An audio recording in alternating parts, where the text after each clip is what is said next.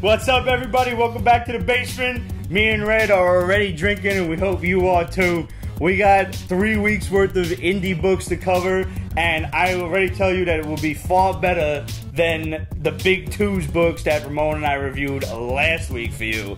So right off the bat, we got Action Labs' Aberrant. I hope I'm saying that right. Dark Horse's Sword Daughter. Lion Forge's Cellies. From Boom Studios, we got By Night. And Image gives us Proxima Centuri, Stellar, The Magic Order, The Weatherman. From Aftershock, we got Lost City Explorers. Aspen's got Awakened Skies. Image's got Shanghai Red. And Titan Comics gives us Konungar, War of Crowns. Alright, I got my dark and stormy can of rum, ready to drink rum cocktail. Black Seal rum. So we're going to have this. If you're not drinking with us, you're not Pete's Basementing correctly. But don't let that try to influence you into drinking alcohol. Because if you don't want to, you don't have to. You can still watch Pete's Basement and enjoy it. You'll enjoy it better with alcohol. You will, because we're funnier when you're drunk. Salud, we'll see you after the credits. Oh, that is quite good.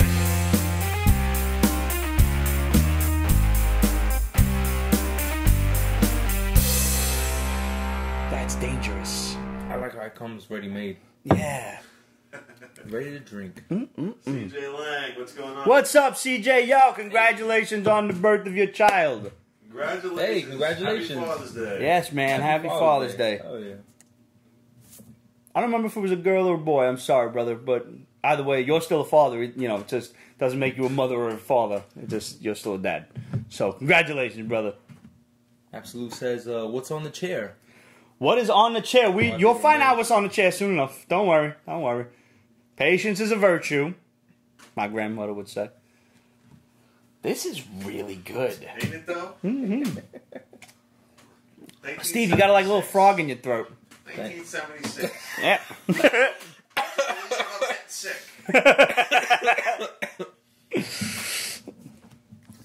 Alright, so I guess we'll just go week to week. Because we do have 3 weeks worth of shit to cover. Oh, no. Oh, no. Oh, no. That's right. We got a new format for the show. That's right. We're doing questions first. Let's go. So we don't get too bombed and forget about them. Okay, that sounds good. Yeah, no. It's, we're a little bombed. we're starting out already. Yeah. So, the Bagging and Boarding Bad Boys said, ha, it was 2008 that I started watching around the time you guys began. Well, dude. Thank you for staying with us for that long, man. 10 years. You're fucking awesome. You guys began, but probably didn't start commenting till around roughly 2012, back when I went by the name Fat Stack of Comics. Dude, you're Fat Stack of Comics? I remember Fat Stack of Comics. It's funny, like when people have, you know, kind of memorable like handles or whatever, you do remember them. It stays with them, yeah. Yeah. I remember Fat Stack of Comics, but the Bagging and Boarding Bad Boy that's a good upgrade, man. You're like you went up a class in like Final Fantasy or Shining Force. You know, you reached the level, went to the priest. He's like, we'll promote you. In 2008, I was just getting back into comics, and by 2012, I was an addict. So thankfully, you guys are still around and going strong. Yeah, no, I mean, lesser men would have quit by now. Smarter men would have quit by now, but we're just, you know, we're drunk. And we're obstinate, really is what it comes down to. I'm tenacious to a fault. Ask any girl I have ever been with. I just hound them until they say yes. It works. Ian Wells from Twitter. He's got this new thing going called hashtag Summer of Geek Tee 2018. So, Ian, hope one of those has got to be right, bro. So I had to do the first Geek Tee to be the Amazing Fantasy 15 cover drawn by the amazing Rick Cellies of me and Ramon. This is one of the first Pete's Basement shirts that we ever produced. We did it through like one of them fly-by-night websites that just made the t-shirts and you had to order a certain amount.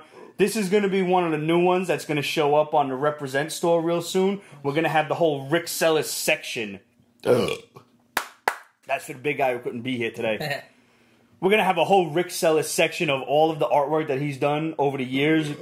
Because we didn't hire him to do this stuff. He just started drawing us which would be weird if it wasn't so damn flattering. Like, he just loved the show. Awesome. He's like, amazing. You follow him on Instagram, all his art and everything, like the reimaginings of the classic covers. Batman covers and shit. He's great, man. And he does them all in the classic Batman the animated series style. He's absolutely phenomenal. And he was there's been mad copycats over the years, but he's the first guy that I know that started doing that shit. And his artwork is absolutely phenomenal. If you're not following Rick Cellies yet, make sure you go and do that. It's just his name at Rick Cellies, Twitter, Instagram, etc. Go follow him. He takes commissions, so if you want yourself drawn in BTAS style, he'll be more than happy to hook you up with that. But this had to be my first Geek Tee for the day, for the month, for the summer. It's a great image. You holding Ramon. It's just such a great. It really is. It's so fucking awesome. And I forget, Ramon's like looking down all the girls' shirts as I was flying over on our way to the comic shop. So, Ian, Summer of Geek Tee 2018. This is just, whenever you wear one, post it with that hashtag. Just take a selfie. And by the way, guys, today's National Selfie Day. You still got about an hour and a half, give or take, wherever. If you're on the East Coast, you got about an hour. If you're on the West Coast, you got 2 hours. Go nuts. Yeah, take some selfies. Take some selfies in a Geek Tee, and you got the whole summer. We want to see that hashtag fill up. And last but not least, we got NWI_Geeks, who was our 2000th subscriber. Nice. On, I believe it was iTunes. It might have been YouTube. I don't know if it was YouTube or iTunes. But thanks, guys. That was awesome of you. And these guys started doing their own little podcasts and comic reviews for like the weekly hauls and everything. That's so cool. I subscribed to them. And it's always great to listen to other review shows, man. You always get a fresh perspective. And some people are just a little bit cleaner than you. And you understand how to actually have a conversation without a cuss word in it. Without drinking, too, right? I don't know what that's like. I really don't. Like, if I don't have something in my hand, like, to offset the shit, I got OCD. I'm like, I don't know what to do with myself. I don't know. It's fucking weird. So, right off the bat this week, Comcast outbid Disney by, like, I don't know. I think Disney's original bid was something like $25 billion or something. I think it was 53. Comcast came back with like 60. Comcast came back with 40-something. And then Disney basically said, sit down and shut up with 71.3 billion. Shit. Chill out.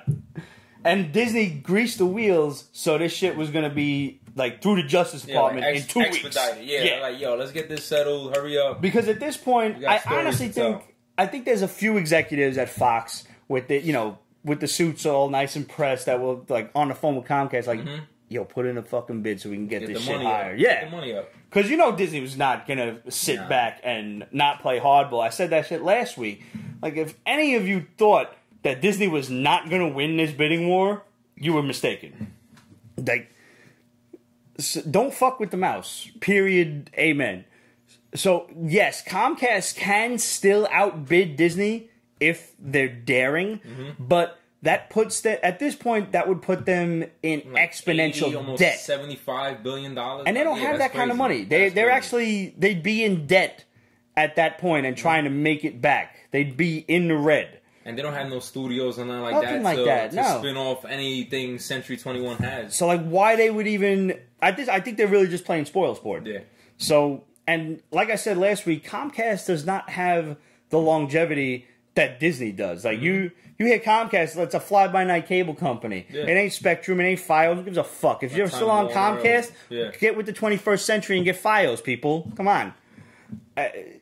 Disney is Disney. It's been around since, like, the 1930s, possibly before that. I don't even know, Disney's going to be around well after we're all dead. I said it, too. Even if Comcast comes back, because Disney was the original bidder, they could come back and bid. They could keep bidding as much as they want.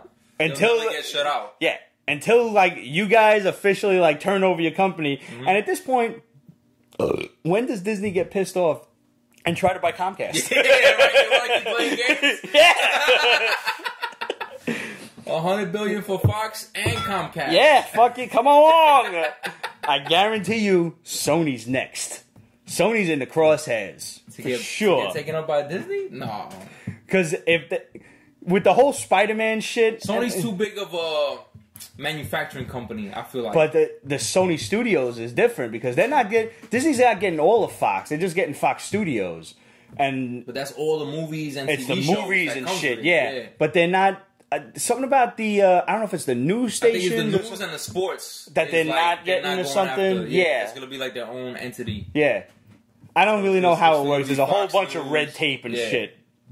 And who cares? Either way, with Disney managing this huge-ass merger and it going through the Justice Department in 2 weeks, this is a big win for nerds everywhere. Mm-hmm. This could possibly mean, really, finally, the thing we've been telling you about for years, that Silver Surfer and Galactus show up at the end of Avengers 4. Like, this is when it happens. And how great is it that Agents of S.H.I.E.L.D. isn't filming now for a fall debut. They're going to start filming next year. So they already pushed it back. Yeah, so their debut is I think they're filming in fall for a summer release after Avengers 4. So they're already probably taking into account all these new characters that God knows what they could throw into it. Like, you were really worried about... get into mutants and shit like that instead of just worrying about the Inhumans. People were worried about this shit not lasting another season. Forget it. Even if ABC is too stupid to renew the shit, this will hit Disney streaming in winter 2019. And supposed to be winter 2019. Oh, yeah. And now, the Fox merger gives it not only Avatar and Die Hard, Aliens, Predator, all of that shit, but it also gives them distribution rights to the original Star Wars trilogy, which has been a major factor. Shit, that's right. Because even though Disney bought Lucasfilms, that was contracted out the original trilogy. Yeah, yep. That's right. So, God's willing, we can finally get the Han Shoots first trilogy back. And fuck, what's his name? Hayden Christensen as the Force Ghost in Jedi. No, you don't belong there. You don't. Get out. Jerk. I got nothing against the guy as a human being, which says a lot because I have a lot against a lot of people. The story so much, it really wasn't necessary. And if I was that fat bald guy who played Anakin Skywalker, I would be so pissed off. Why didn't they make what's his name, Obi-Wan? He was there. Ewan McGregor? Yeah.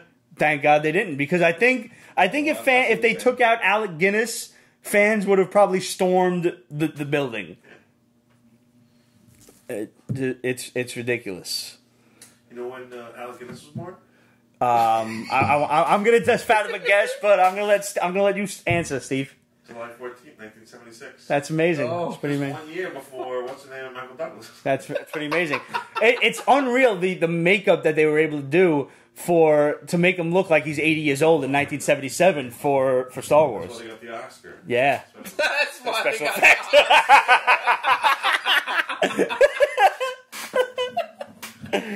Oh man. Oh shit. Yeah, this is gonna be a very stupid show. Oh, man. That was like the real big news. I mean, Luke Cage tomorrow. Luke Cage starts tomorrow, yeah. You could try to binge the whole thing. I don't think I'm going to binge the whole thing. I'm going to definitely check like 1 or 2 episodes. I'm going to try to catch at least 2 episodes out the gate early tomorrow.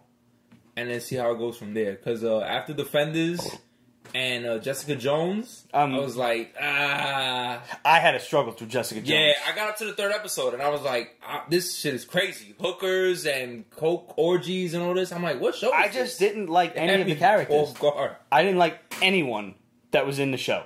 Not to disparage the actors or actresses. Just, I found the characters horrendously uninteresting. Yeah. And the storylines that they were going with her girlfriend Trish doing drugs to be a superhero and her just being generally cunty. Yeah. I'm over it. Get over your fucking dark ass stupid personality. Yeah. The best character was the Spanish dude that was the superintendent. He was the only guy I actually cared about. I don't think I got up to there. You didn't miss too much. I hate that's to say. That's why I was so happy with the first season of Luke Cage. It was great. Yeah. But the first 3/4 of the season. Yeah, and then it took a weird turn. Cottonmouth was amazing. He was great. And then whatever the other guy's name was, it was his brother. Yeah. That was stupid. I was like, damn, they didn't Copperhead or something? Yeah, they didn't need to do that. But now the new villain is Bushmaster, who's like he's another amped up. In the first trailer, when I saw the trailer, I was like, "Is that Tombstone?" Because that looks dope. If that would have been everybody Tombstone. thought, everybody thought so. But not for nothing. I mean, if he's not doing nothing, the albino dude from Black Lightning could be an ill Tombstone. Yeah. Did you watch Black Lightning? No, I haven't. Good show. I heard y'all was talking about that before. I'm gonna catch that. There's finally like a CW hero who's not a bitch, like, and not whining constantly about having powers and shit. I mean, he whines a little bit, but not nearly as much. Mm-hmm. And the women are just ridiculously hot throughout the whole thing. And his tight outfits and fat asses running around. If I'm being a sexist jerk for a moment, permit me. Joel says Luke Cage all night. Luke Cage all night? Go for it, man. I can't. I don't like to binge no more. I like to space shit out. I'm definitely going to catch the first two back to back to see if it holds my interest for the weekend. If I'm into it, I'll watch the whole thing over the weekend. If those first two episodes don't catch my attention, I'll catch it when I can. Yeah. I'll see it when I can. Voltron Season 6 is also out. Looking forward to that. Haven't started that one yet. But it took me mad long to get into Season 5. Are they coming out with seasons twice a year? Cause I feel just about, yeah. Yeah, because I feel like it's been like 2 years since I saw like the first season. And I'm like, damn, they're already up to Season 6? Yep. Shit. The storyline is still progressing really well. It's taking a very big left turn at Albuquerque as far as like the original series goes. Mm-hmm. But I still like what they're doing with the mythos and everything. Sometimes they're getting like those hokey like filler episodes that you would get like anime, like anime where they gotta like Saturday morning cartoons where you got to do a lesson show, whatever. Like when you realize you're watching a lesson show, you can just play on your phone or something till the next one. It's fine. But I'm still really enjoying it. I'm looking forward to Castlevania coming out this summer.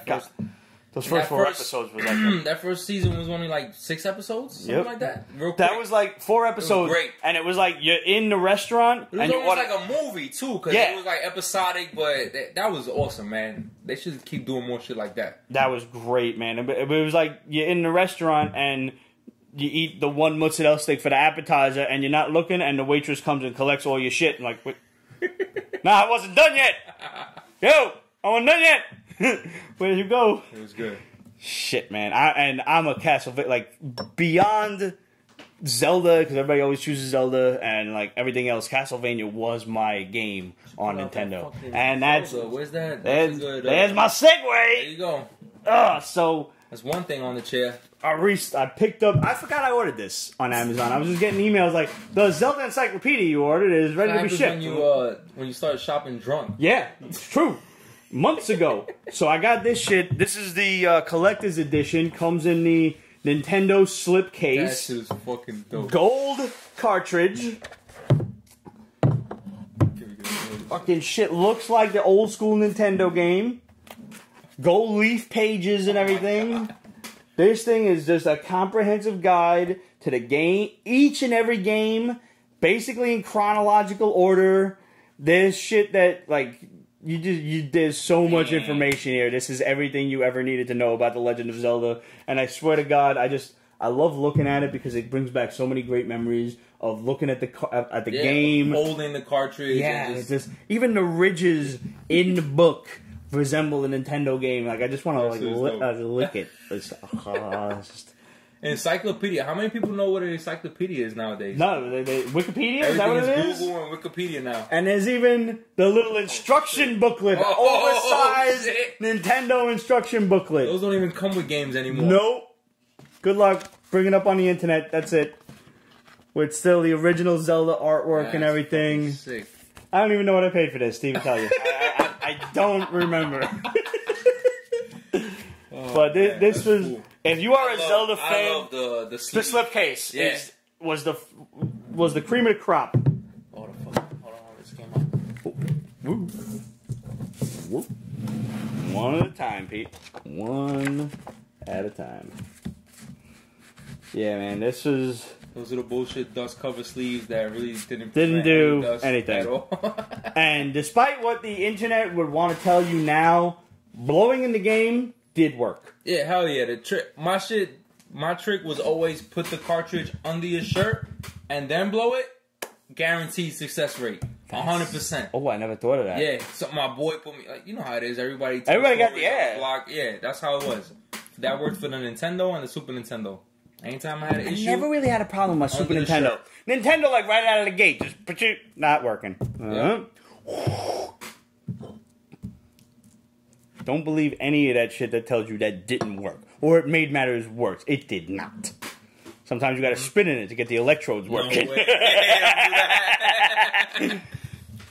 Somebody used Q-tips. I heard of that one too. I never really did Q-tips when you cleaned it with the alcohol, yeah, to get the dust off of it. I never did it.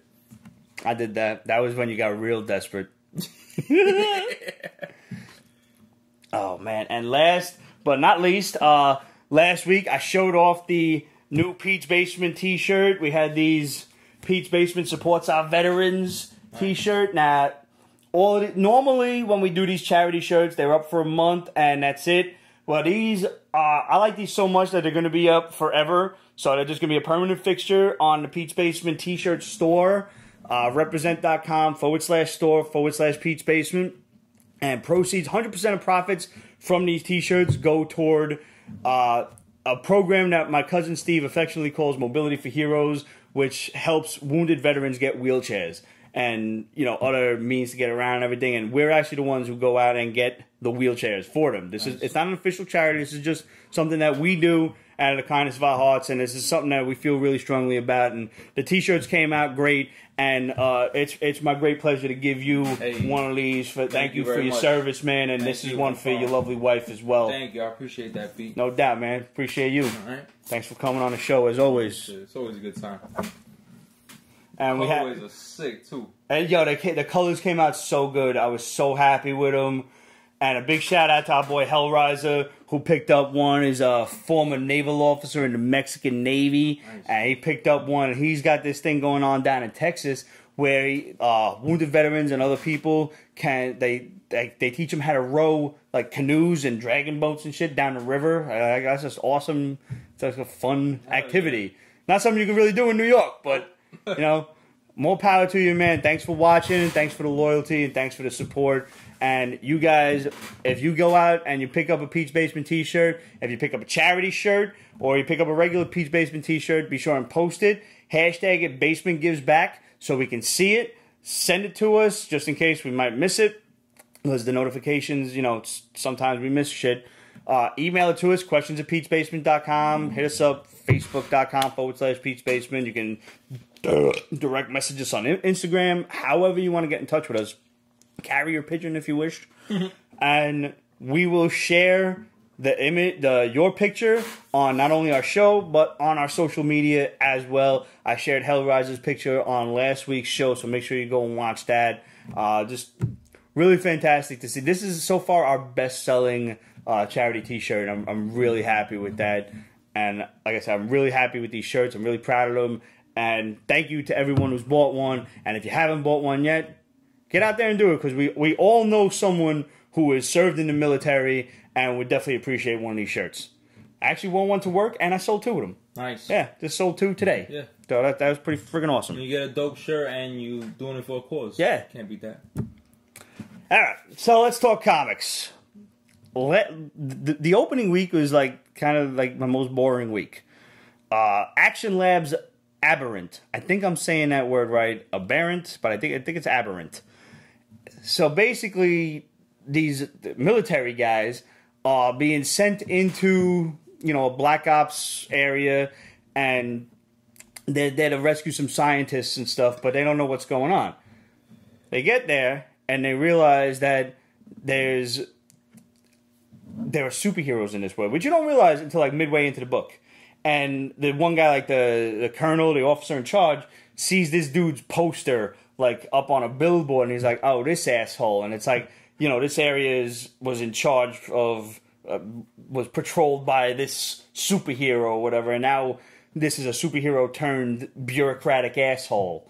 You know, he kind of turned face and became, you know, one of the man kind of thing. And you know, you can't trust your government, obviously, and they're doing all sorts of underhanded shit. And the scientists who are being saved, like, no, you don't know what the evil general is doing in the lab. You gotta go stop them. So these soldiers rush into the lab, and they are confronted with basically Al-Qaeda terrorist supervillains. So they get murdered out. Everybody's dead except for this one guy who wakes up in a hospital, and he's like, how is he the only one to survive? And it is later revealed that he has powers that he didn't even know about. They were experimenting on him, and he didn't even know it. Yeah, pretty much. He was like a black ops guy, and they would filter his memory and shit. And he had no clue. So this one guy, another bureaucrat, who you don't really trust, but he's less of an asshole. He's like, better the devil you know kind of thing. Mm-hmm. And he's like, listen, do you want to get this asshole? Do you want to get the people behind the guys that basically killed your team? You have to work with me. I'm the only guy who can get you to the guys behind the guys behind the guys. So they formed this uneasy alliance. Like, all right, let's go kill some people. Okay. So there you have it. Like you got a Black Ops Army officer who did not know he had superpowers, who is now going to take on the government and all sorts of other shady shit that is experimenting on people and creating super soldiers. It wasn't a bad story. I was more into it when there was no superheroes involved, and it was just some crazy Army Ranger shit. Yeah. But the superhero was a weird twist, and I don't know how it belonged there. But I'm willing to see this through for at least 3 issues and see where it goes. Mm-hmm. I wasn't disinterested. It hit me for a loop that I wasn't ready for, and I didn't get excited about. I was just like, okay, superheroes.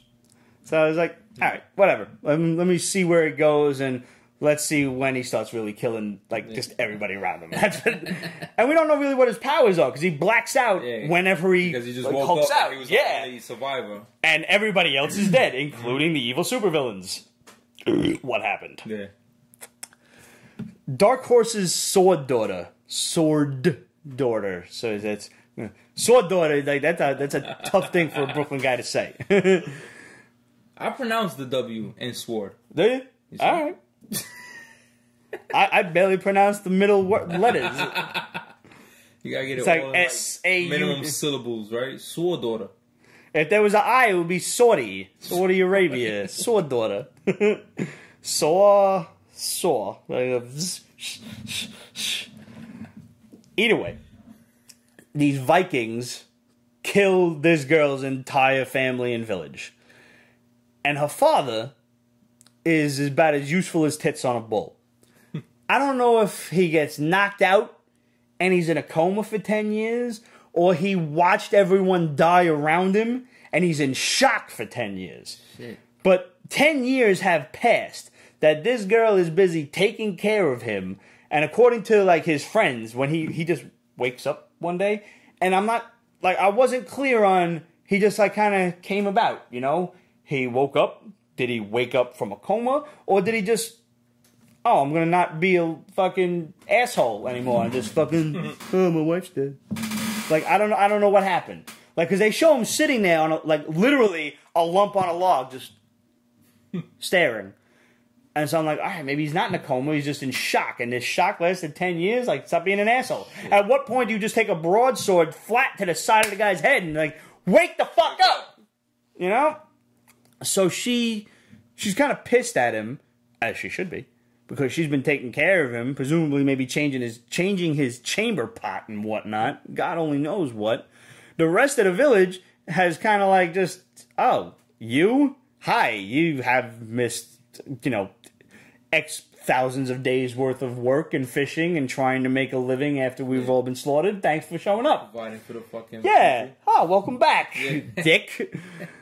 So his one friend is telling him you don't think your daughter cares about you. She's the one who's been taking care of you this whole time, but she won't talk to him. She just refuses. She wants to learn how to fight with a sword, and she wants to go after the Vikings and everything. And they run into this little clan of Vikings, and they kill them, and they interrogate one, and he tells them where to go to the next guy. So this is going to be a beat 'em up kind of series where you go from one clan to the next until you get to the top guys who inevitably were responsible for the slaughter of this girl's village. the artwork was interesting. Like, it fit the tone of the story. It was very bland. It was very, not bland. Bland is the wrong word. It was kind of monotone, you know, very easygoing line work and everything to kind of draw you into the bleak, just nothingness of northern, like, European living. You know, there's fucking snow everywhere. Yeah. It's not an easy life. So the artwork does draw you into that, and it really, the plainness of it kind of shows where the girl's mindset is and where she's been for the last 10 years. Like, the dude's just, like, sitting there like a lump on a log, and she's just trying to make life happen at this point. But I didn't find myself caring about the characters, though. Like, I don't give a shit that this girl's entire village and family were killed. I don't care that this guy just woke up from a coma or whatever. I'm just like, I'm rooting for the Vikings at this point. Fuck them. Like, you did nothing useful in 10 years. How am I supposed to feel anything for you? Why should I care about you? Yeah, this is what Vikings do. They kill people. That's what they did. They pillage. Yeah. Ravage, pillage, plunder, maim, and put big hickeys on all the fair damsels. That was like the codex. I need a shot. You. Give me that Black Seal. All right. All right. Let's see more of that. I'm more of a rum guy. Is this a Puerto Rican thing? It's a me thing. All right. Thank you. Man, the color, I'm going to join you for a shot. The color of this is just so, it's like a dark crimson, little brownish. Like you said, blood red. Yeah, it really is. There you go. Salud. I'm going to try not to throw up. I'm not. Steve. Cheers. Salud.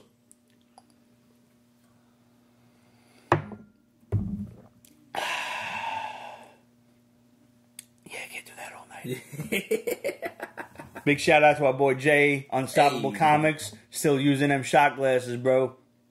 And just so you guys know, if you guys want to order yourself some Unstoppable Comics shot glasses, these have survived probably about like 10 to 15 wash cycles now, and I don't have a dishwasher. Still in great shape. Still perfect. The decals are great. Even the sticker, like on the bottom, has come off. It's not, but the decal, like you said, it's not peeling off on the corners or nothing like that. At all. At all. And I mean, I wash my shit by hand. I do not have a dishwasher like some of you modern American homes or nothing, or European homes. Fancy I can't just say American homes because we have fans all over the world. So if you were fortunate enough to have a dishwasher, God's bless you. I wish I had one. I hate washing dishes. I would do 20 loads of laundry in lieu of one sink full of dishes. I hate it. But you do what you got to do in a house that's 100 years old. So, last one from the week of June 6th, Lion Forge's Cellies. This is a tongue-in-cheek story about people's addiction to their phones. And I think... excuse me. I think it's meant to annoy you. Because it did annoy me. But it annoyed me, not in like a bad way, like I hated this book, it was terrible. It annoyed me in like the characters are so millennial that I wanted to punch each one of them in the face.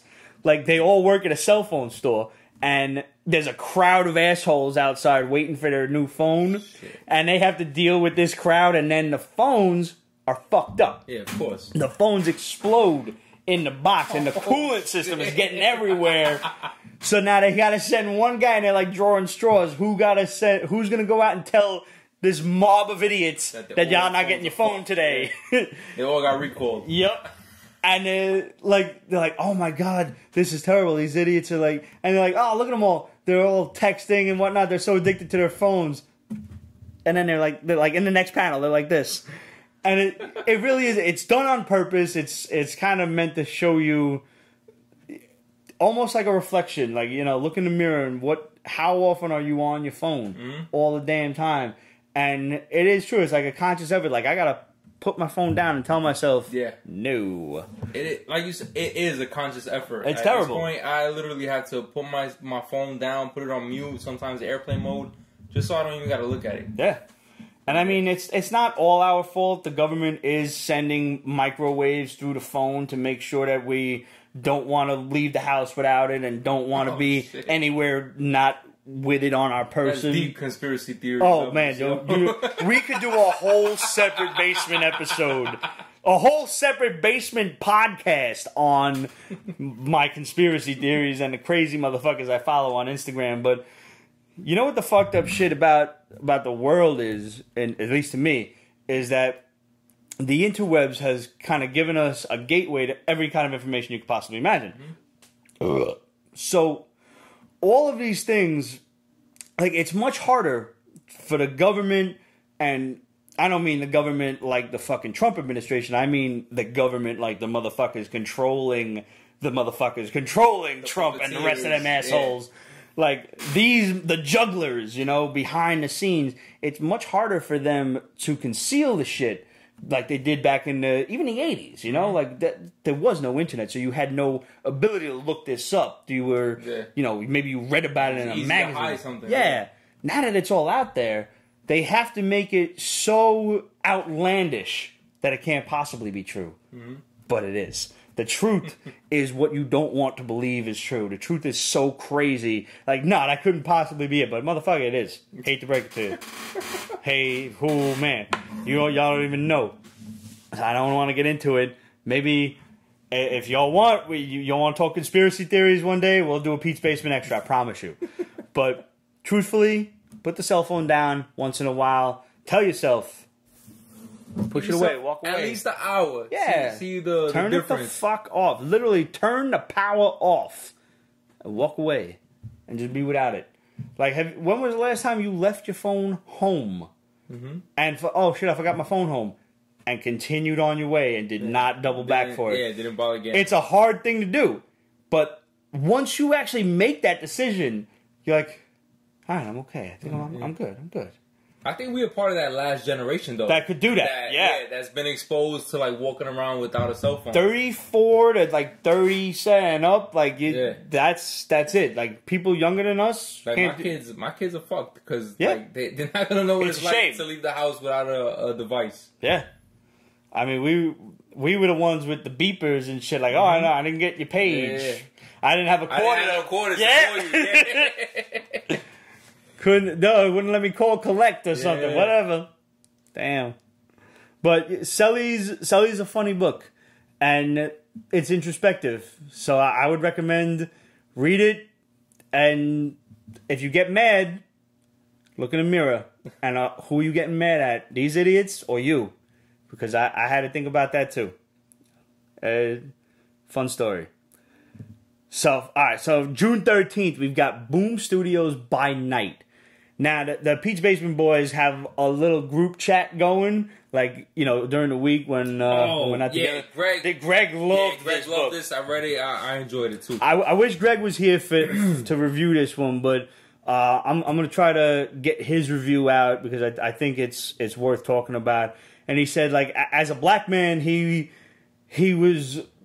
felt manipulated for the main character. Yeah, he saw the manipulation going on, all the characters trying to maneuver, basically forcing her hand into the decisions that were made to steer the story. And this girl was just like a regular, whatever, kind of 20-something, 30-something, with early 30s, and she was just going on about her life. And her white girlfriend comes in and was like, oh, my dad's factory got closed down, and now he's out of a job, but we could go exploring in that factory. Definitely like an old friend, right? Like an old childhood friend that they didn't really talk no more, but she come out of nowhere and like, hey, let's go and do this. Man. And Greg brought up like 2 or 3 examples of the manipulation as it was going through, and I didn't pick up on it. Yeah. I was just figuring, obviously, some bullshit's gonna happen. She definitely had ulterior motives because they were like, she kept side eyeing her and shit like that.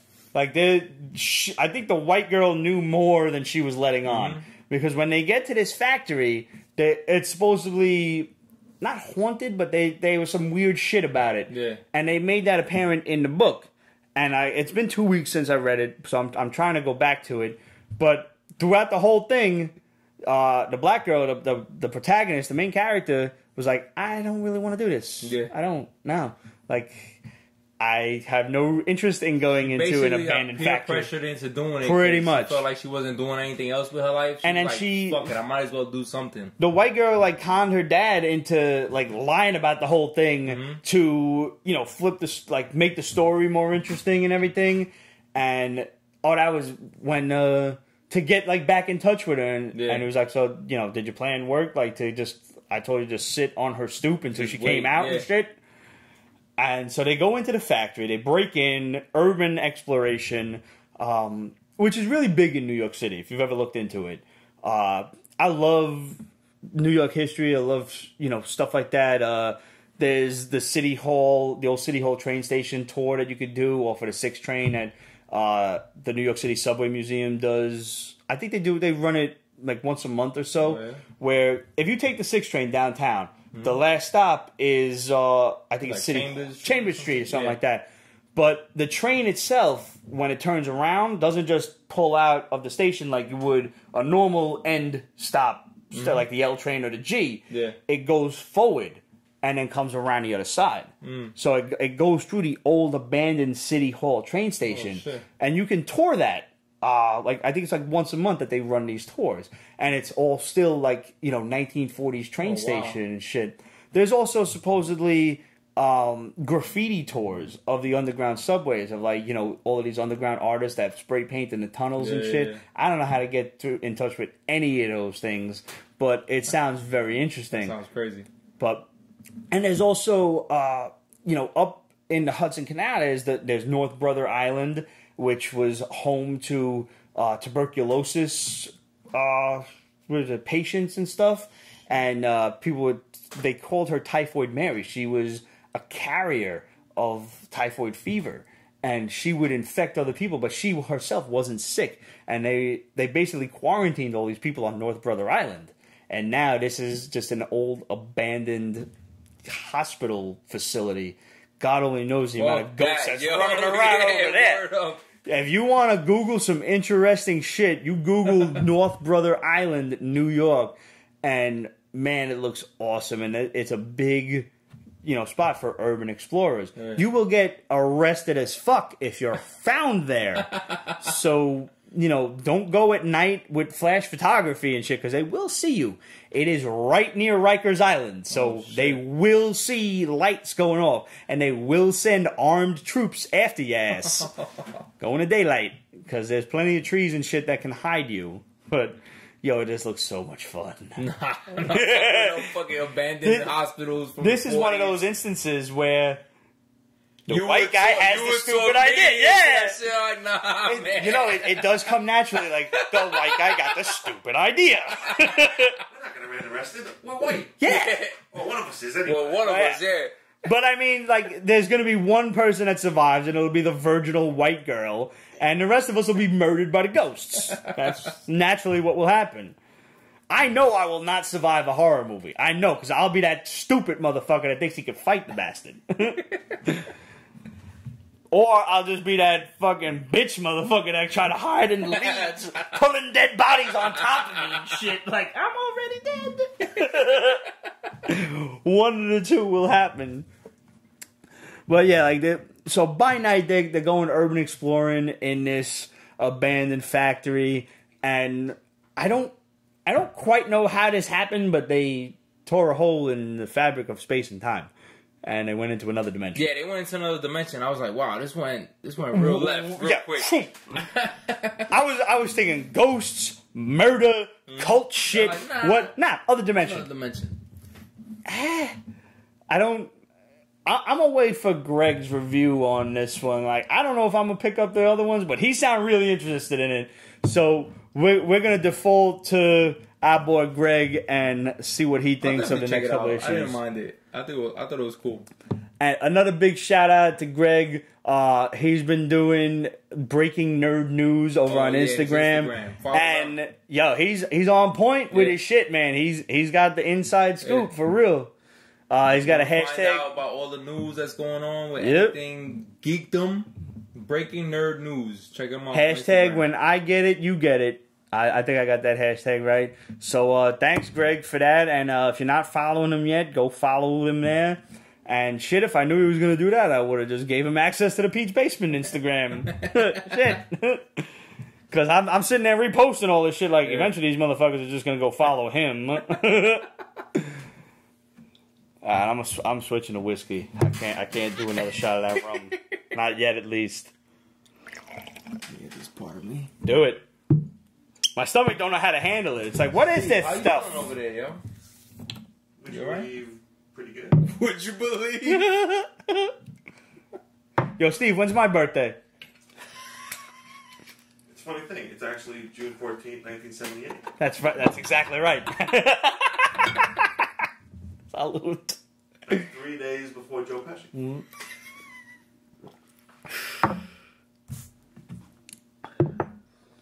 All right.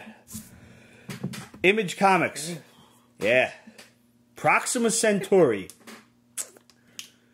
I automatically have a vested interest in anything named Proxima Centuri because of Event Horizon.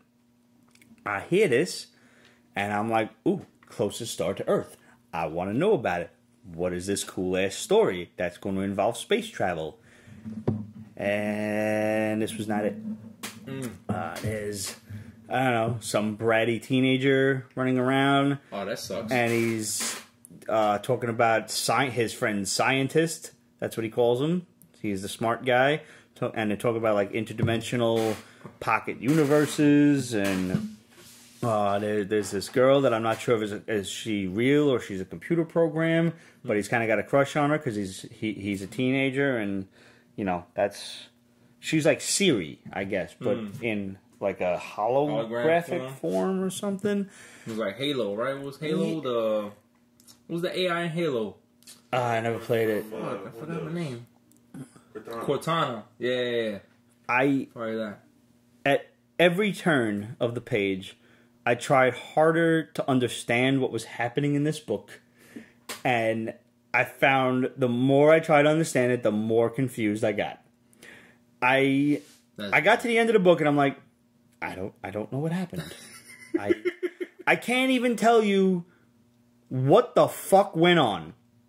Like he was putting his hand through a door in the spaceship and it was leading into some pocket universe which was just drawn with it was like 8-bit. It was like little weird teardrop things falling like on the other half of the panel and I'm like, huh?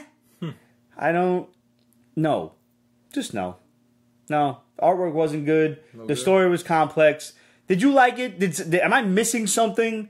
Did I not get the gist of this story? I read it sober. I promise you. I did. Because I love anything space travel. Anything will get my attention. And I have a funny story for you as well regarding Proxima Centuri, which I know is like a really weird segue, but it is, still. Like, I was so into this book, and I'm just like, what the fuck did I just read? And not what the fuck did I just read? That was crazy. What the fuck did I just read? Do I got to go back to start and read page 1 again? I don't want to do that. I feel like this is 20 minutes of my life that I can get back. Please tell me if I missed something regarding this book. Did you read it? Did you like it? Help a brother out. But, let me give you the Proxima Centuri story. So, back when I used to work out hardcore, it was like over 10 years ago, we were in my boy's basement, and he had a whole home gym and shit, and we used to just throw on whatever was on the TV, and it happened to be Cash Cab. Remember that show? On, it was like Discovery. Like trivia questions and make money. Ben something, you should drive around, So, we're working out, and one of the questions that the guy asked this girl in the cab is, what is the closest star to Earth? And me, being the smart ass, too smart for my own good bastard that I am, I turn around, I'm like, Alpha Centauri, of course. And my boy Brian is like, the sun. The sun, yeah, right? And I was like, fuck. And that was the answer. Too smart for my own fucking good. There you go. And other than the sun. Other than the sun. Well, actually, according to science, I was still wrong. Because I said Alpha Centauri, which it's a triple star system. There's Alpha Centauri A, with the big one, Alpha Centauri B, and Proxima Centuri, which is the other little one that's closest. So it's like you're going down the block and there's addresses, and like the third house happened to be the closest one to the corner, so that's technically the closest star to Earth. So I was still wrong after all of this time. So if this book taught me anything, it's that I was just fucking wrong after 10 years. Even being a smart-ass asshole, I was still fucking wrong. Pissed off. But yo, you want to talk interstellar shit? Stellar from Image Comics. This is a stellar book. I'm going to keep this joke going as long as I can. Just check out the artwork in this book. Every time you look at a new panel, there is some interesting as fuck stuff to see in the background. There is like ancient creatures impaled by starships that are just like they've grown over and become part of the natural landscape and things. And it's so outlandish. And this girl is like a bounty hunter and she's going after this alien, but she has a very harsh and checkered past where she was part of this, I guess, let's say, elite group of, for lack of a better term, space marines or whatever. And they were fighting a war. And they were sent to just, by my guess, murder star systems. And she didn't want to do that no more. And she turned against them. So this is years ago that they just annihilated half of this planet that she's on now. And she looked like Samus almost. Yes, like yeah. Metroid? Guaranteed that's gotta be that's the inspiration and shit for her. But like not so much in this one. Let me find you a panel real quick. That something that I was harping on.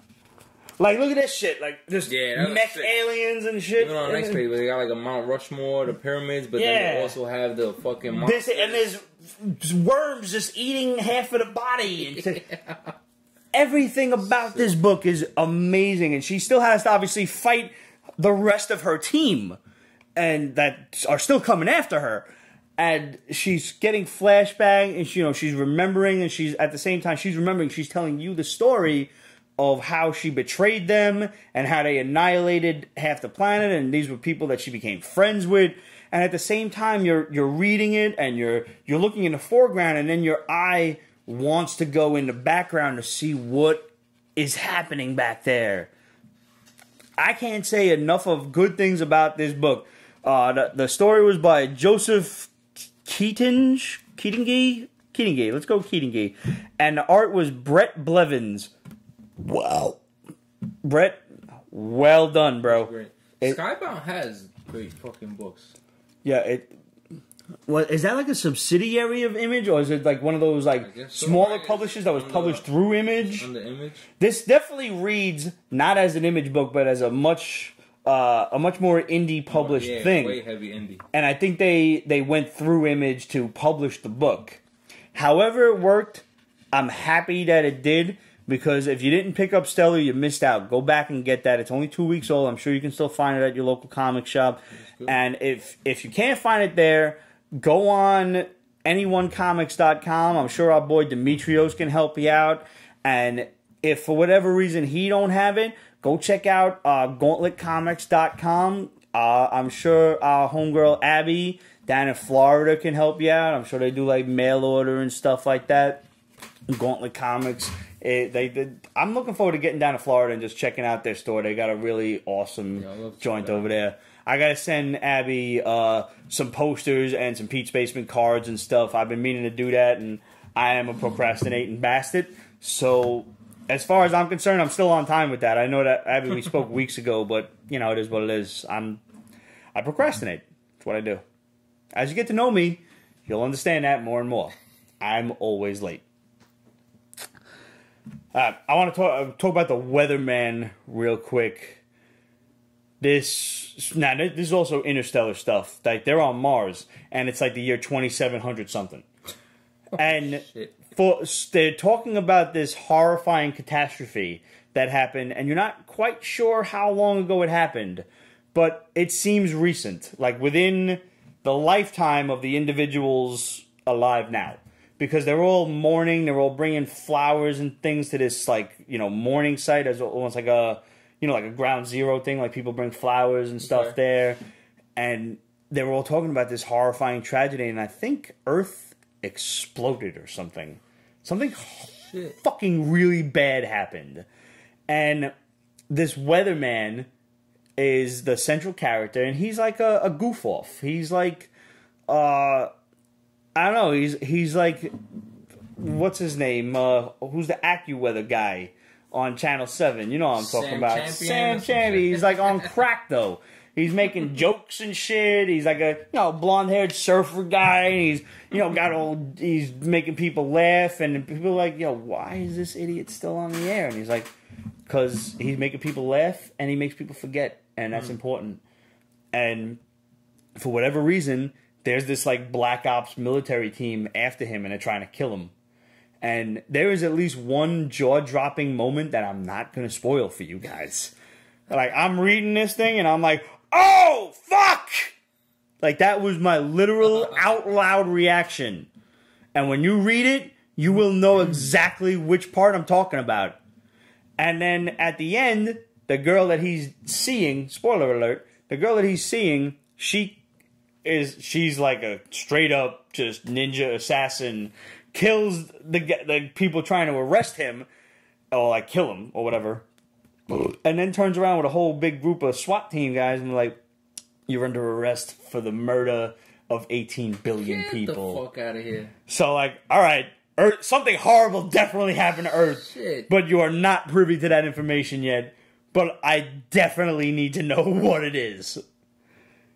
The Weatherman was a futuristic, fucked up story that it doesn't really draw you in until, like, it's a lot of exposition in the first, you know, 20 of the 26 whatever pages that it is, and then everything landslides in the last couple pages, and you're like, oh shit, oh shit, oh shit, when's part 2 coming out? Like, you need to know everything else that, like, is handed to you at that point. Nice. Like, here's the appetizer. We're not telling you anything. Go buy issue 2.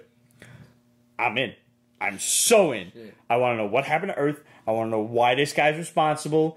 I want to know who, like, what's up with his girlfriend and his Black Ops shit. And I want to see justice done for what happened in this issue to everyone responsible. You'll understand. Did you read it? You understand what I'm talking about if you read it. I will watch the death of fucking babies. I don't give a fuck. God. Not in real life. That's fucked up. That's fucked up. But I mean in like comic books and TV and shit, whatever. But this... that's wrong. Happy birthday, Daniel Blank. Happy birthday, Daniel Blank. What's up? One of our longtime fans. Wait, you wasn't born June 6, 1977? He wasn't sure. Like, you should fill him in on his birthday, Steve. It wasn't quite June 6th. It was June 27th. 1977. 1963. 1963. 1963? 1963. He's been around for a while now. Wow. Yeah, but he's seasoned. Dude, you're as old as Spider-Man #1, bro. Good for you. Yeah, hell yeah. That's when it came out with that book to commemorate his birth. That's awesome. It commemorated his birth. That's 100% fact. 100%. You heard it from Steve on Pete's Basement Show. What? Let me give you facts. Yeah. That's what Pete's Basement's all about. Peter Gango, what's up, dude? What? Holy shit! What's up? And Steve Cerrone, what's up? Steve Cerrone. No, but wait, can we go back to Pete Gangone for a minute? Peter Gangone, holy smokes. This motherfucker is a sorcerer. Like, you don't even know. No. I watched this motherfucker do, like, he does, like, when your shoelace is untied, and, you know, they just shake their foot and it's tied again. Like, I wouldn't believe it. I saw it with my own eyes, man. I watched it happen. His shoelace was untied. He shook his foot around, and then it was tied. He's a freaking wizard. I'm watching him do mad card tricks. Like, he's a fucking sorcerer. So he's doing his card trick. I'm watching it. I'm not the victim, per se, whatever. But he's doing it with my boy Anthony Rico's girl at the time. Now it's his wife. But, she picking a card and whatever and blah, blah, blah. And he's like, all right, is this your card? And she's like, no, that's not. And he's like, I didn't make you think like he fucked up the trick and shit. And he's like, is this your card? And she's like, no. She's like, shit, I must have dropped it. Look around. Is it around anywhere? Yo, she gets up. It's under her ass. Yo, she was sitting on the cart. I watched it with my own eyes. And I'm like, get the fuck out of here. You can't trust fucking magicians and wizards, yo. I believe it. He did one of them shits to me. And again, like, and that's like, I don't know if that's his shtick or whatever, but like, oh, is this your card? Nah, that ain't it, yo. Is this? Nah. Like, I must have misplaced it. It's my fucking breast pocket. How did he get it there? How? I'm standing here. I don't understand. There's no way, like, unless he stopped time to just to put it right in there. Put it in there. Come on. Cicero says the shoelaces. Says the freaky Petey, the world wizard, the weird wizard. Yo, man. Props to PK and Go, man. Yo, you need to come on the show and like just do your shit. Come over. That's a Pete's extra, right? Yo, that is. That shit goes right into the next book. What are you talking about? Yeah, man. How's that for a fucking segue? Yeah, right. You're getting good at this. I'm gonna have to fire your ass. And shit. Well, Pete can't go and do that. What? Can't go and do that. He defined it that way. He did it. That's his. He's manipulating the Pete Spaceship show. That wasn't an accident. He knew we was gonna talk about the fucking the magic order. This is unquestionably my book of the last 3 weeks. Mark Millar and Olivier Copiel. I hope I'm saying that name right. I don't even know. This shit is wow. Just wow. Yeah, it's real good.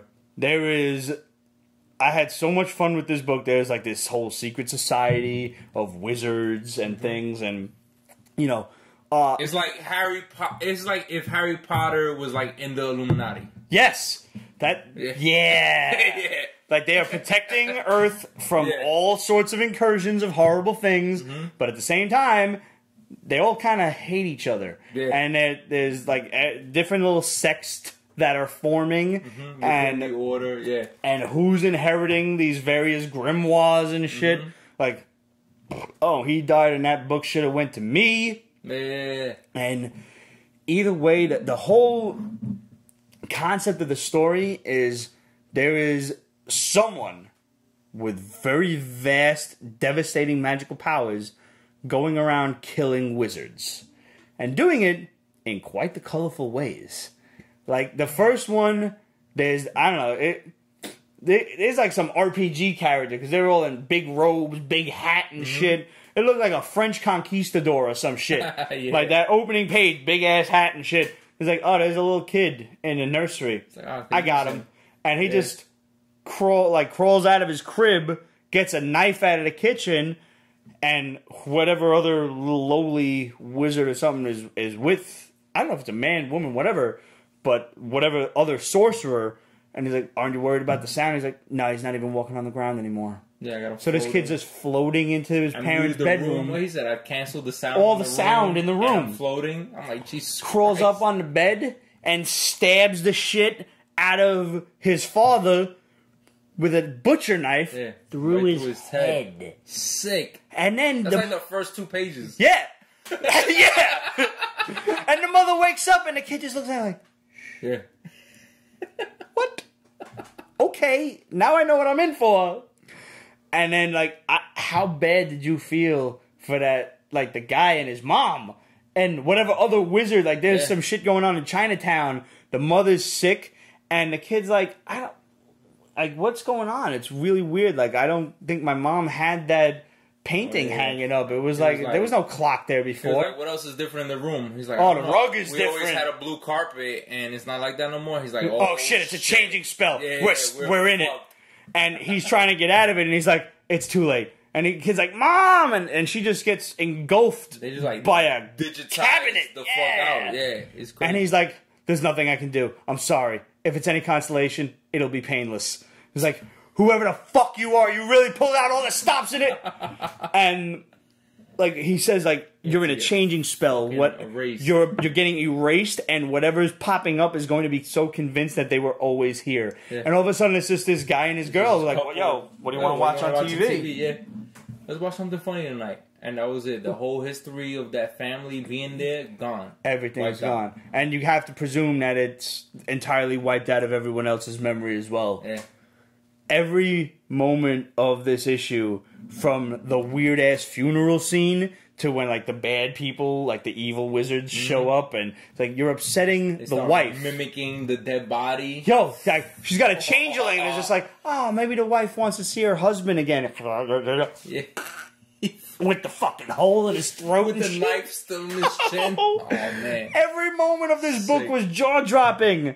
It is insane. And it's funny, I'm reading this, and I'm like, yo, this would make such a sick-ass Netflix show. And apparently, according to Greg, Breaking Nerd News, this got optioned for a TV show. Well, Mark Millar, I think, he owns all his characters and everything. Millarverse. That's right. He signed the deal with Netflix, so Netflix has... like, the potential to make anything he creates. Oh, shit, that's right. I didn't put that together. They did that since, like, last year. That's right. Kick-Ass, they're going to bring back Kick-Ass, Hey Girl, anything he's created. Superior, there's that other Nemesis. Hitch, right? Was it Hitch or... what was that fucking... that small Huck or some shit like that? Huck, yeah! Oh, I love that book. 4, 6 issues, whatever it was. Yeah. All of that. They could turn that into, like, little episodic shows. And I would watch the hell out of that. Like, this... I mean, with the proper funding for special effects and stuff, this could be a really sick book. You don't even gotta get too crazy, because it wasn't like they were real flamboyant or extravagant with the special effects. It was like just real simple shit, like, look what I could do. Imagine that shit, like, you know, with the changing spell, just everything all of a sudden goes 8-bit and just get some Nintendo noises and shit in there. Go get yourself this issue. Magic order. Maybe get like one of each variant cover if you want to make an investment. I don't know. Don't be that guy sitting at the shop looking for 9.8s like this. Because you're the guy I want to punch in the face. For $100, it's not worth it. Just chill out. It's not going to be The Walking Dead, I promise you. But it would probably be worth it to have a couple of number ones on the side for a rainy day, is all I'm saying. Get them. We heard Invincible got picked up by Amazon. Do you ever read that? I read up to like issue 100. Oh, you're further along than me. Yeah. All right, so I read a while into it. I borrowed like the first 2 or 3 graphic novels from Ramon. Yeah. And I got to like issue 20 and I'm like, great, it's so good. I read up to issue 100, then I skipped towards the end because they just wrapped up the series. And I read like the last 6 issues. So I want to read like the last like 40 issues in between. I know every moment of it was like just supposed to be fucked up as hell. It's crazy, it's violent. It's like, I loved reading it because it just reminded me of like Dragon Ball Z in comic book form. And I was like, damn, I would love to see this. Whether an animated show or live action, it would be fucking Sometimes, though, like, I think an animated show is probably the right way to go. Because sometimes there are just too much effects that, you know, a live-action TV show simply can't... You can't expect it to reach that potential. Without it looking cheesy as hell. And then nobody's going to be interested if it looks stupid. I'd rather, pay the animators the money and get it done right. Yeah. It's funny because, like, I'm reading this, and I know a little bit about it. I know very little bit. And I don't want to spoil nothing in case nobody's ever read Invincible before, but if you've been watching the show, you know enough about it, and I know what I know from Ramon. And I'm reading it, and I'm just kind of waiting for certain reveals to happen, and I'm like, all right, they didn't happen yet. I gotta finish reading. I gotta read this. It's really fucking good. Yo, it's so good. It's so good. Yo, how you doing on Locke and Key, bro? I fell off. I'm sorry. You gotta get back to that. I got up to the part, damn, what the fuck I got up to? I got up to it, a boy was like in the well, he's like talking to the witch. Yep. It's fucking... So you're still in like volume 1, yeah. It's great, but it's a lot to get through. It's fucking good. It is, but take it from a guy who slept on this series for like 5 years. Nah, it's good. They're all yelling at me, read it, and finally I did. I have yet to find a more compelling series. I haven't found a book that I finished and literally immediately the next day started over again. Back? Yeah, it's like that. Like just to I could see that. Pick up on all of the things that they dropped that you missed and lost right over. I know. I could tell from what I'm reading. I could tell they do that from like the first issue. There's so much that they drop in that I have no idea what it means. That like by like the 20th issue they reveal it. Yeah, I can see that. And they do. And you know, I'm hoping that the series finally does come out. I know, I think it was Netflix that finally... They say, I was about to say, it's coming out on Netflix. I believe it was Netflix, yeah. And this could last easily. Like, you do one season per graphic novel. 4 or 5 seasons. Easily. Yeah. And it'll be phenomenal. God, it's not so much a scary horror book, but it's... a thriller. It's a thriller. Yeah. Like, you have no idea what could possibly happen next. And done right, this could be one of Netflix's shining stars. Go out there and read that book. It is one of the PB top picks. I know I've been a little lax with posting top picks Tuesdays, but I will get back to it. We just top picks Tuesdays, PB top picks is just the best of the best of the best, and it's just stuff that you really do need to read without question. Like, waste no time. Forget all the new shit that's coming out.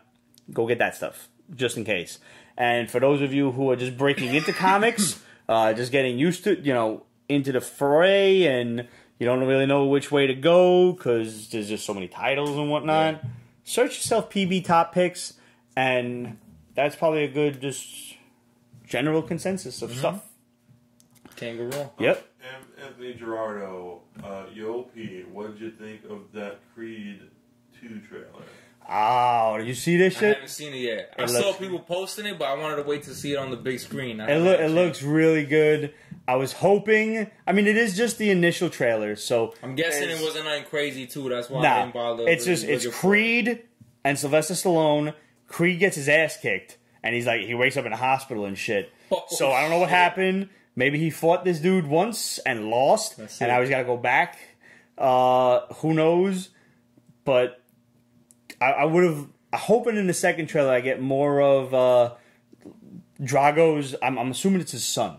Because they show him for a split second. I don't remember the actor/fighter's name that's playing... It's a UFC fighter, right? Yeah, something. Yeah, that's what last time And he's got the robe that says Drago. Oh, shit. So I'm assuming it's his kid. If he dies, he dies. And Dolph Lundgren is actually in it playing his coach. He's his coach. Awesome, yo. So I'm like, why not, yo?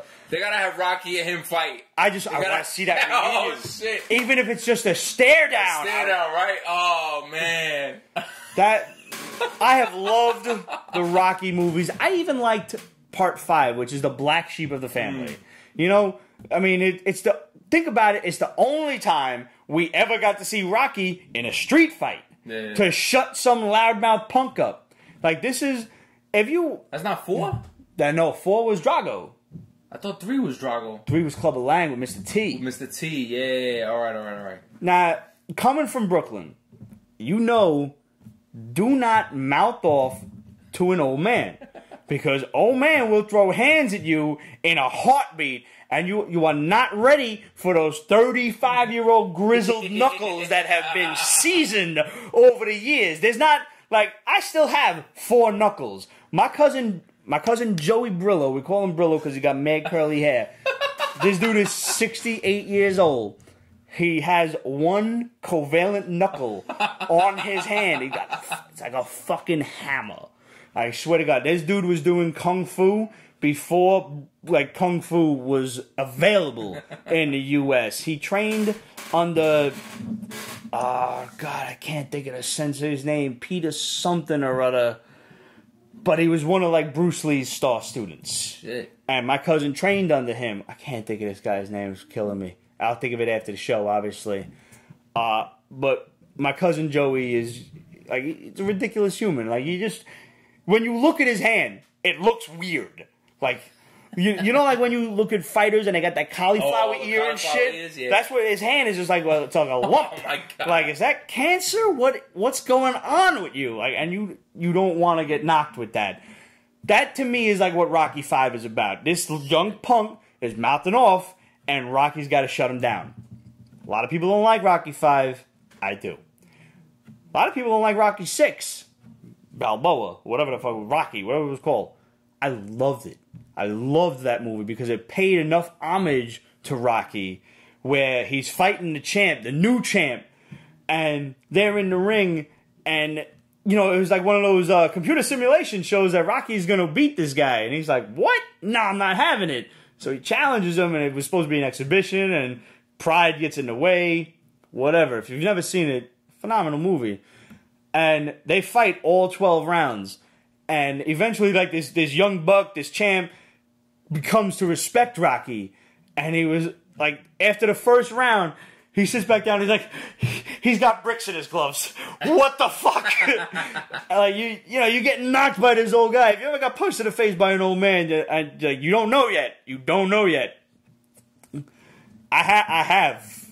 And it was in a controlled environment. And it still fucking knocked me unconscious. Like, smelling salts under my nose kind of unconscious. Controlled environment. Fucking boxing match. Thought I was hot shit. That's another story for another day. Anyway.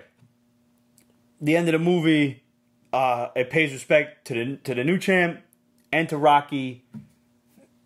I loved it. I loved Creed. I loved fucking Tessa Thompson. And I'm really looking forward to the new one. I like the trailer. It's a great teaser. I want more. Yeah. I definitely want more. When is the official release date? I think it's like November or something. This year? Yeah, it's definitely this year. I'm definitely catching that. Yeah. That's in. I didn't see the first one in theaters, even though I wanted to. Yeah. And I enjoyed it immensely as soon as it came out on DVD. Mm-hmm. I'm seeing the second one in theaters. Yeah, same thing. Yeah. I didn't catch the first one in theaters. I was upset about it, but when I caught it, I was like, damn, great movie. I'm definitely catching the second one in theaters. It's kind of like Michael B. Jordan's, like, the new, you know, the it guy. He's on his. He's so fucking charming, yo. Like, even with you saw the shit he did at the MTV Music Awards? No, I missed it. MTV Movie Awards. He got up. He won an award, I think, for like best villain in a movie. Okay, yeah, I heard about that. Killmonger. He told the crowd to please stop asking Chadwick Boseman to say Wakanda forever. I don't know if that was legit or inside story or personal joke, but just the fact that he did that just alludes how charming he is to get the crowd on his side. Like, he's going to be the next superstar. I saw some shit. Was it the same award show that Chadwick Boseman won for, like, best hero? And he gave his shit award to the dude that disarmed the gunman? Yeah. Same show. Okay, I heard. I read about that in a news article. That's pretty amazing. I'll take a shot to Chadwick Boseman for that and to real life heroes. There you go. Salud. That's pretty awesome. Chadwick Boseman, you know, it was a meme that had a side-by-side picture of him at the premiere. And he's like, and then he was like, you know, a bunch of people behind him. Maybe it was Comic-Con, maybe it was a street. I have no idea. But he's just like. And it's like me after 5 weeks of the job. Yeah, they keep telling you to say Wakanda forever for your whole fucking life. You get tired of that shit. Welcome to being typecast, yes. T'Challa. Welcome to never having another role. Yeah, word. Disney owns you now. Steve Cerrone, Tommy Guns says, you are one crazy old man. Tommy Guns, yes. Yes, that was the end of Rocky Balboa. And this was another. I mean, as a short fighter, Rocky was chest level to this big black guy who's the champ, and he goes in and the champ's like swinging for the fences at his head, and Rocky's just like boom, bang, bang, bang, bang, and he brings him down like chopping down a tree, and that's when he was like, oh, he's got bricks in his gloves, and the end of the fight, it was clear that kind of Rocky was gonna win, and Rocky didn't want that. So, here's your spoiler alert for Rocky Balboa. He's like, come on! And he's blasting him in the face. Bang! Bang! Rocky's not blocking shit. So now the champ's collecting all the points and everything. He's getting the hits. And he's like, come on! And finally they lock up. He's like, you're one crazy old man. He's like, you'll get there. Oh, shit. So it was like a passing of the torch. Like, respect for Rocky, respect for the champ. Like, nobody lost. Yeah. You know? It was really the best way to end that movie. And yes, Tommy Guns was the bad guy that Rocky had to shut down in 5. Thank you, because I have somebody else that knows that movie. Funny story. Sylvester Stallone is August 28th, 1946. Yo, Ah. shut the fuck up. That one actually might be accurate. 1946. Yeah, no, he's not a young buck, for sure. All right. This week's worth of books. Real quick. We got Aspen's Awakened Skies, issue 0. This was an oddball 0 issue. Because not a lot happened. Like, there's this dude. A lot of setup. Yeah, I read this one. Yeah. Dude's got like some information on a hard drive, a portable hard drive. And dude's like swoop out of the sky like energetic Hawkman. It was like futuristic, but almost medieval-ish type of technology. I don't know if that makes sense, but yeah, because they had futuristic armor, but like the wings were like the bird like wings and shit. Yeah, like archangelish type. Yeah, and they're trying to get this information, and he was like, it's already destroyed. He dropped the hard drive and shit. We're gonna take him with us to find out what he knows. Yeah, they kidnapped this guy. And then story flips. And this girl wakes up in the morning in Arizona, teenage girl going to high school. Yeah. Her dad's making her breakfast. Mom's nowhere in sight, whatever. Maybe she dead. Sorry. And oh yeah, the guy that gets kidnapped, right before he gets kidnapped, he sends like an alert to somebody. You don't know who it goes to. Turns out it's that father. It turns out the father of the normal girl. You know, this nice, quiet Arizona family. It's like, oh, all right. Yeah. And you flip through the sketch pages, and the daughter has like all these crazy like metallic wings and shit. Like, I'll buy it. I'll check it out. I'm ready to check out. They said the villains that was what they call them, the Black Crows or something. I missed that. Glossed right over that one. I was just flipping through it real quick. Aspen also released Fathom this week, which I didn't get to read, unfortunately. But Aspen's odd because sometimes they try to resurrect this whole Michael Turner legacy thing, like with Fathom. So I'm adverse to reading it. I like the original Fathom mostly because it was drawn by Michael Turner. Yeah, I don't know what to expect with the new one. They were also doing this weird like dragon thing. Pete Cheeseburger was reading it like real heavy back in the day, and Turner was drawing a couple of things like that, like right around the time he got sick. So he was doing like covers and stuff for it. I don't remember what it was called, but they've been through a few volumes of that. And when they do stuff like that, I'm disinterested. But when they do original stuff like this, like Awakened Skies, they also did Portal Bound, and which is now up to like issue 4 or so. Like I'm more interested when they make their own stories because it's not like they're incapable of it. They have to, I guess, break out of that comfort zone where Michael Turner, everybody likes Michael Turner, but no, we like this stuff too. We like indie books. We like interesting stories. Do that. Tell us your story. Don't tell us Michael Turner's story. We know that stuff. Tell us yours. Like this is new. I like this. It's cool. Yeah, it was cool for like issue 0. It was like a small setup of what's to come. It was a very small setup. Like I definitely thought I got more out of the 0 issue of Portal Bound than I did this one, but it wasn't like a deterrent. Like I'm like, all right, cool. Artwork's cool. I dig wings and shit. I'm in. I'll definitely check out issue 1 for sure. Hopefully I get more information out of the deal, and I don't get a repeat of the 12 pages, 18 pages of issue 0. I hope they don't do that where they go back and they gotta start off with the guy kidnapped in the cell and what they doing with him. Yeah, I got issue 0. I don't need issue 1 now. We're good. I already know where this guy came from. Don't re-explain it. Hold on a second. What year did I say Stallone was born? 40-something. 46. What year was he born? I don't know. 46. Was it really? I said that wasn't far. I thought you actually looked that up. Nope. I thought you wasn't fucking around, Steve. Need a motherfucking gang going. Did it again. Wizard. Fucking wizard. I don't even know what's happening in them comments right there.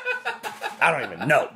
What was that, like a match? Did you pull that out of your fucking pocket shirt? I was sitting on his birthday. I stood up and there it was. It's like, holy shit. Telling you. Right? Shit, I'm off man. by a month. I mean, really. Wait, what's his actual birthday? July 6th. You said August, right? That's insane. August 20-something. Yeah, that's insane. Right? I knew the year. Like I thought you looked it up because I knew 1946 was like that's about on point. Like on your phone. I was like, all right, that sounds legit. Or that magic watch of yours. Yeah. Would you believe out my ass? I would believe out your ass. All right, so Shanghai Red. Now, did you read this because of the title? This was alright. Yeah, because of the title. I was like, oh, Red #1? Let me see what this is about. I enjoyed this a lot, actually. Yeah. You got a pirate crew that is about to make port, and they go down and they tell all the people that... Pirate crew on the West Coast, like in the Pacific Ocean. At Portland, Oregon. And it seemed like it was like the 1800s from what I gathered. Looks like that the way they broke it down. And they have, they like basically bought slaves, just, to work the mizzen mast and whatever other kind of ship terminology. And the first mate goes down and is like, all right, you're all free to go. We're about to make port. You've been here for 2 years. You got a choice to make. Do you want to sign on with us and go back home? Or you can get out here and good luck. Yep. So out of the 12 years that signed on, 5 years are still alive. Wait a minute. Where's Jack? And then Jack pops out of nowhere, jumps on his motherfucker's back, and cuts his throat. Like, fuck you, motherfucker. Jack jacks up everybody. Kills every motherfucker on the ship. Takes over the ship. And every other motherfucker like, yo, we were free. What did you do? Why did you do that? Yeah. Yeah. They were about to let us go. Why did you do that? Like, we were just going to go make our lives in whatever city we were in. We didn't care, like, what happened to us. And Jack, who turns out to be, like, a Jacqueline, just was like, no, I freed you. You now have your choice. Yeah. We can go back home, and then you can make your lives back where you were. Yeah. Instead of this new land. Like, we're not even going to make port. We're just going to turn the boat around. She was like, yeah, fuck it. Jack is a woman that portrayed to be a man all this time. And she was like, I need to go back home. Because of the time that they were living in. And just being a woman at the time, like, you couldn't get as much freedom as being a man. Like, you didn't get as much respect as being a man. Yeah. So she pretended to be a man and to be, in this case, a first mate because she was shanghaied onto the ship. But she was also protecting her family, her mom and her sister. Her father died or left. I wasn't clear on that. He said that when she's talking about her origin, she says the crops died and he lit out in the middle of the night. So I don't know if that meant he died or he just ditched. I feel like he died. Like he just didn't have it in him no more to keep up with everything else. Because it seemed like he really loved his family. I didn't get the sense see him to leave. He dipped because all he wanted was sons. And even though he ended up having 2 daughters, he raised them like sons. He taught them how to hunt. He taught them how to take care of the sense that he loved them deeply. Exactly. Like, he toiled and toiled over the crops, and he, died along with them. That's what I got out of it. So now it was just them, and they moved from the East Coast to Portland, Oregon. And they made their way across the country, did their best, wagon, shooting motherfuckers to try to like claim jump them, rape them, God knows what. And over the course of the time, this girl, Jack Red, she called herself Red. She said if it's easier, just call me that. It became easier if I disguised myself as a man. Because all they saw was the gun. Yeah. If they saw a woman holding the gun, they would still come. But if they saw a man holding the gun, they was a bit of a more deterrent. And I knew, like, she talked about a couple of the fights that they had, like, if I left them alive, they were just going to keep coming back. So I've had to end lives, and I'm okay with it. So some shit happened. That was her beef. She ended up getting forced onto that boat. But we don't know how yet, exactly. Yeah, she ended up on that boat somehow by force that she didn't agree with. And now that she took over, she was like, I need to go back home and settle the And I'm going to kill a lot of people. And so she takes over the boat. They sail back home. And like some of the sailors are like, oh, well, we're just going to take over the boat from you. Oh, yeah, we're like, wait, you're a woman? Fuck you. We're not going to listen to you. You're not going to be the boss of us. We're just going to take over the boat from you. She's like, hold on. Take all the treasure that all these motherfuckers kept all this time. That'll be your pay. It's like, how about if I just pay you for your help? And they're like, pay you up front.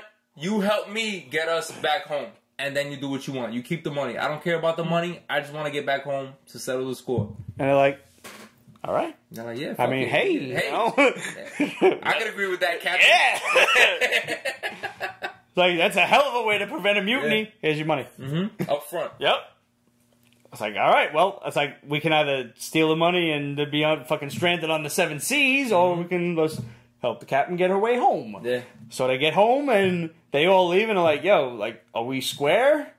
And they're like, we ain't gonna tell on you. Who's gonna believe our story? Yeah. Some woman who was disguised as a boy, killed everybody. She wasn't worried at all. She was like, they were like, oh, you're not worried that we're gonna go tell the police what you did? And she's like, are they gonna believe a woman took over a ship, took control as the captain, and paid you and all her treasures? Yeah. Who's gonna believe that? They're like, oh, you got a point.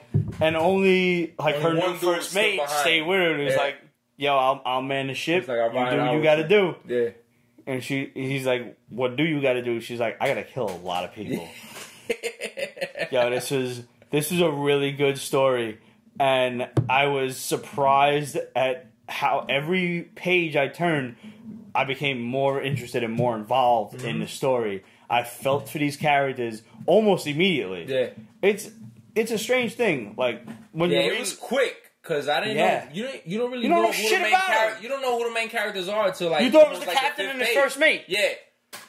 You didn't expect page 6 to be like, oh, this dickhead who's cutting everybody's throat is the main character, and you're gonna like her by the end, her by the end. Yeah. Like I thought when they backtracked, when she starts like explaining like her whole origin story, I thought it was gonna drag, but I was into it. I was invested by that. Within 10 pages of exposition, I'm like, all right, I got her whole history. The only thing I need is what got her on that ship, and obviously that will be explained to me in further issues. I'm okay with it. This is an example of how to introduce a character, how to tell a story, and get the audience involved. This is an indie story that should be used as a model for other story, because there are a lot of times that you say like, yeah, I'm just not interested in the characters. I didn't care. I didn't get pulled into the story. This story somehow, some way, I don't know the secret. Magic word, whatever. Pete Gangone fucking pulls a card out of his foot. What's the wizard word? Gangone. Hey, this is how you tell a story. This is how you tell a number one out of the blue that gets people into it. Keeps you invested and keeps you interested. If you didn't get Shanghai Red, you missed out. Go get it and let us know what you thought of it, because it is phenomenal. It's good. Aftershock Comics, Lost City Explorers. Now, all right, anytime you want to talk about ruins and ancient history, and again, this falls under the criteria that we were talking about earlier of conspiracy theories. Lost City of Atlantis under Manhattan? I wasn't expecting that. Not at all. I'm like, hell yeah. I'm in. I'm biased because I loved how they showed New York, because it wasn't like in your face, like they didn't have the bubbles, New York City, Queens. It was like drew New York. They drew New York. I'm like, oh, Freedom Tower, Lower East Side, I got you. Oh, it's a funeral. That's Queens, because I can see the skyline in the background. I know exactly where they're at. Whoever this is has experience in the city. That's the Met Museum and the Egyptian Gallery. I know exactly where they at. I loved it. Yep. I loved all of that shit. Just with the fucking the big ass like entrance to the tomb. And everything. Man. I'm like, these motherfuckers have been to New York artist. Yep. Fully, yo. I'm biased and I loved it. Writer, artist, somebody or both. Somebody from New York. Yeah, exactly.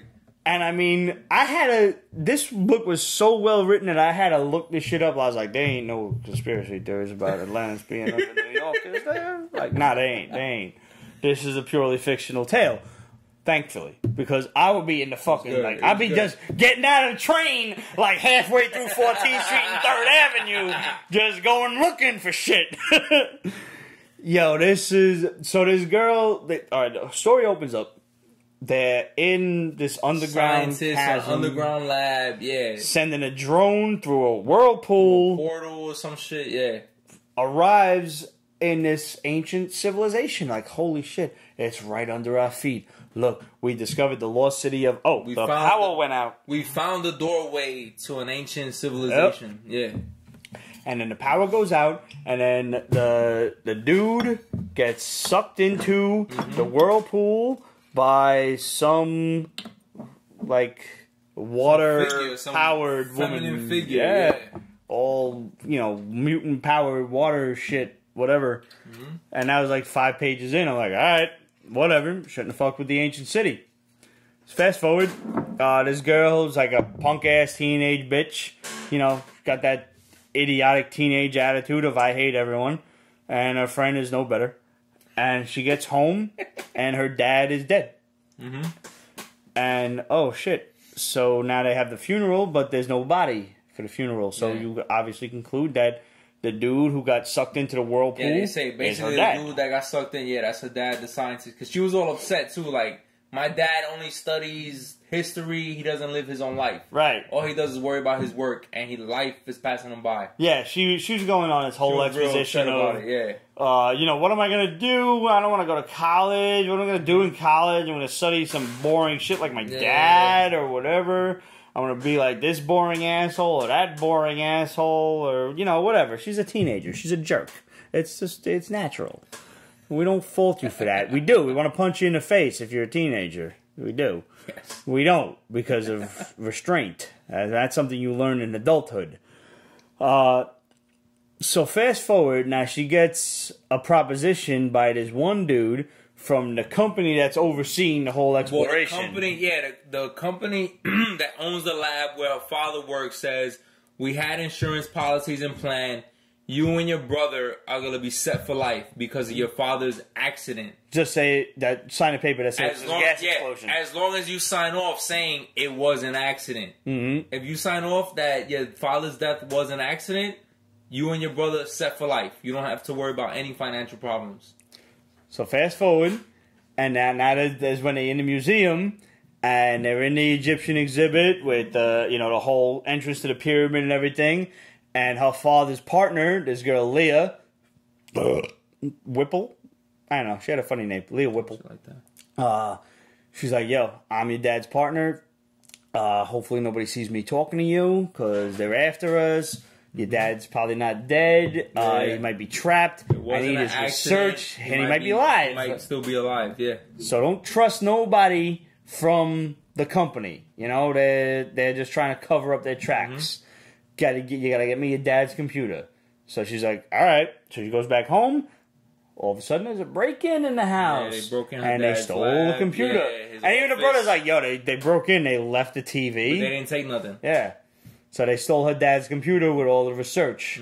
And now all she's left with is just one of them like red tape kind of connecting maps. Connecting the dots. And she's like, I think my dad's in the lost city of Atlantis. I'm in, yo.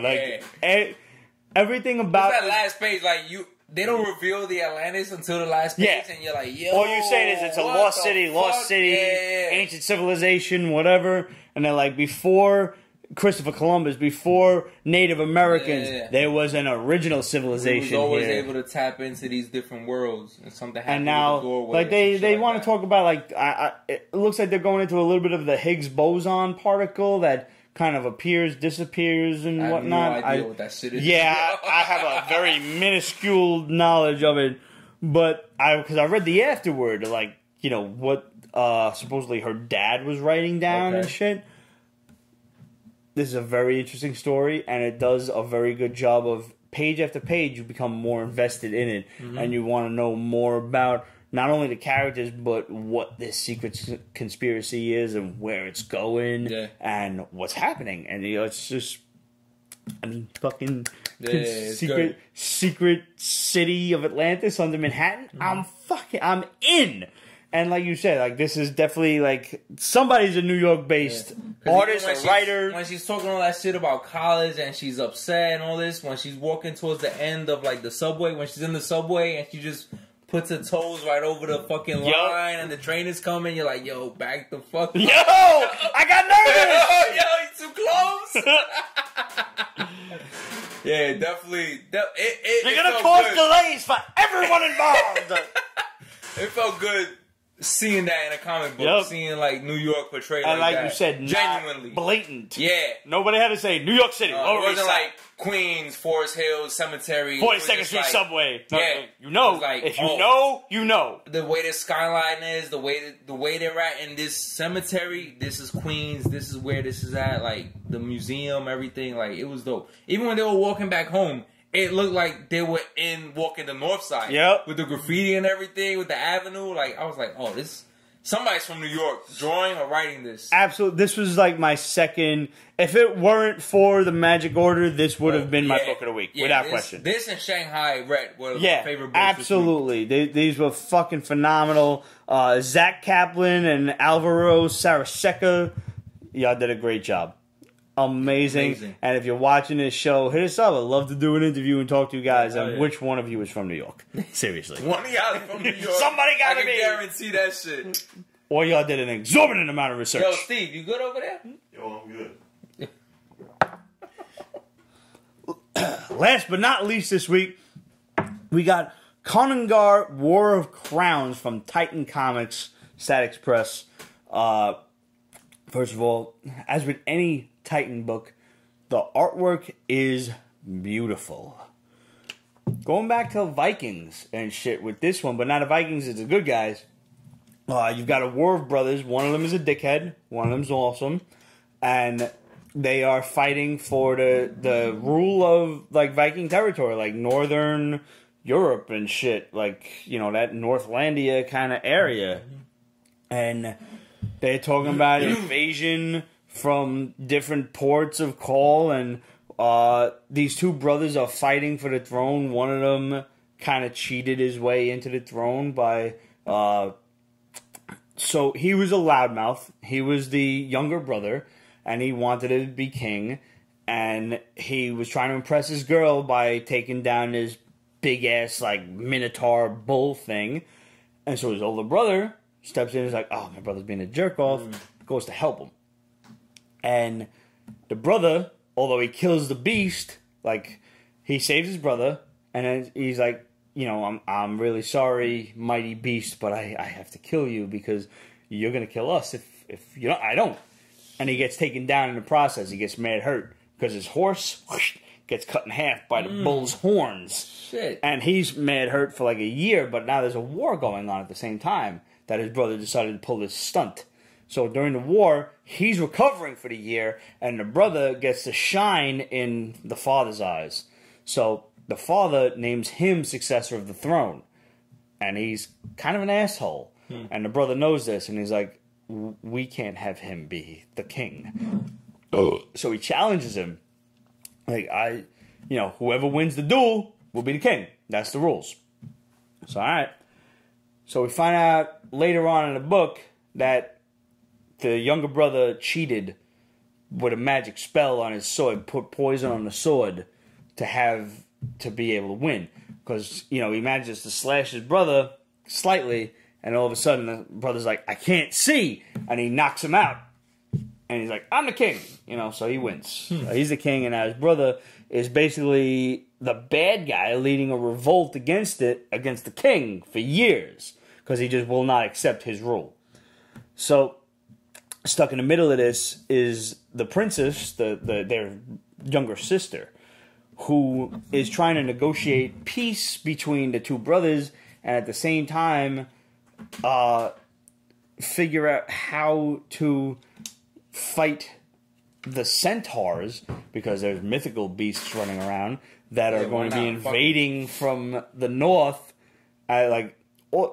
It's weird because there's a little bit of I guess you could say real world tie-ins. Like the younger brother has spent all of this money and all this funding building a wall to prevent the centaurs from entering, coming back. Yeah. And meanwhile, when they finally come back, fuck your wall. Fuck the wall. Yeah. They just bust it down, and the older brother is like, you wasted all of this fucking money, but instead of, expanding our trade routes and expanding our friendships and hopefully getting people to help involved in this war, you spent it building a fucking wall that obviously didn't work. Yeah. So there's that aspect. But the younger sister escapes from the castle and brings the older brother in and negotiates a very tentative peace between these two. But meanwhile, the younger brother, who's the dickhead, has a sorcerer in his fold who not only helped him poison his sword to beat his brother in the initial tournament 10 years ago, but is also recruiting an army of berserker zombies. So it's fucking awesome in that their use of Norse mythology within this story is very intriguing. Like their use of especially the berserker. Like when you would ever, if you were an RPG guy, when you use the berserker, you were chances are you were a Viking that got promoted or a warrior that got promoted, and you had this ability where you could just go blink wild and just go into fucking combat, not feeling damage and just fucking hacking shit up. I never really played D&D, but I'm talking about RPG video games. So in this comic, he has resurrected an old foe of the king, and he's like, he's my berserker warrior. He's a zombie in your thrall. And he's like, I thought the berserker magic was outlawed ages ago. And he's like, well, it was. But, after some practice, I brought it back. Here you go. So he's like, they're under my control, but with just one quick spell, I can put them all under your control. All we need is more soldiers, people who have died violent deaths, for me to resurrect as your undead berserker army. Shit. So they go, meanwhile, while the older brother is negotiating a quick peace to, fight against the centaurs, the younger brother's army is going out and killing innocent people violently to bring back for his berserker army. And this is something unbeknownst to both the princess, the sister, and the brother. And the beauty of Titan books is not only are, so far, every book that we've read and reviewed has been amazingly drawn, but they are also 2 to 3 issues. Tops. That's what I'm saying. Each issue is triple 50 size. pages. Yeah. 50, 60 pages. So you're invested in this. Konungar War of Crowns is a thick-ass book. Yeah. So you're looking at 3 to 4 books per issue here. Just, if you go on 22 pages, easily 3. So the next issue, I don't, judging by the where the book is going, I don't feel like it's going to wrap up, but I'm okay with it because I've already gotten so much more out of this one issue than I ever expected to get out of any other indie book. I need to run upstairs. We almost done. Alright. Let's go. No doubt. Pardon me. Nah, you're good. So, guys, long story short, get yourself Titan Konungar War of Crowns. You will not regret it. It is a fantastic book. Vikings, fucking magic, Dungeons and Dragons, everything all together in a triple-sized book for half the price. Yeah. Well, guys, that about does it for us. I'm done with my Balvenie. You halfway Scotch. Black rum. You want another shot of that? I'll take another shot. Yeah, there you go. I'm gonna hook myself up with this single batch Irish whiskey. Take a shot of that. Thank you all for tuning in. It has been a great show. We hope you have picked up some of these indie books, and if you haven't yet, go out and do that because you need to. And we will see you guys next week. Hit us up, questions@peachbasement.com, facebook.com/peachbasement, Instagram, Twitter, etc. @peachbasement. Go and buy yourself a Peach Basement t-shirt at represent.com/store/Peach Basement. If you pick up one of the regular Peach Basement shirts or the Peach Basement tank tops, or we got the new Peach Basement light colors for summer, send us a picture. And if you pick up one of the Pete's Basement Supports Our Veterans t-shirt posted. Hashtag it Basement Gives Back. And send us the photo so we can share it on our show and on social media. And we appreciate you helping us out there and helping out veterans get wheelchairs. It's awesome. It's awesome. And subscribe to the Hall. Don't forget that. Upper right hand corner of Pete'sBasement.com. So this way you can see what me and Ramon are buying each week. And also, this is where the questions for the 500th episode are going to go out. So we need you to look at those questions and answer them and reply to Ramon at Pete'sBasement.com. We need you to reply because we're going to base all the Family Feud questions on your replies. You get to be part of the surveys. You are the surveys, basically. What else am I forgetting? Oh, Patreon. If you got a couple of bucks to spare, go on Pete'sBasement.com / the Patreon. Is that right, Steve? Sure. Just if you search on Pete'sBasement.com, you'll find the Patreon and go on there and you can donate a couple of bucks to the Basement Show. And there are really awesome rewards like original artwork and all kinds of stuff you can get from the show, from comic books to t-shirts and all kinds of stuff. So, yeah, why wouldn't you? Why wouldn't you want to? And you can do it monthly or you can do it just one time only. Up to you. Well, alright, that about does it. Red's seeing a man about a horse. I'm going to take this shot. Oh, Red's back.